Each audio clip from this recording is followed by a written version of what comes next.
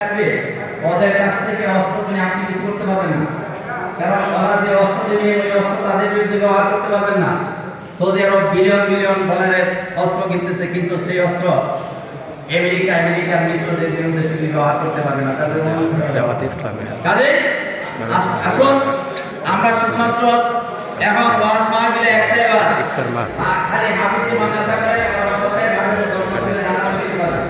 এই ওয়াজ এটার পাশাপাশি আজকে মুসলমানদের সহ্য বিজয়, মুসলমানদের সে অতীত, মুসলমানদের বিজয় ফিরিয়ে আনার জন্য আজকে গোটা মুসলিম বিশ্ব টেকনোলজির জ্ঞান, আজকে সেই প্রযুক্তির জ্ঞানে উন্নীত হতে হবে। তাহলে আল্লাহ রাব্বুল আলামিন যে নির্দেশ দিয়েছেন সেই নির্দেশ যদি আমরা পালন করতে পারি আল্লাহ রাব্বুল আলামিন মুসলমানদের অবশ্যই বিজয় দান করবেন। আজকে এই বদরের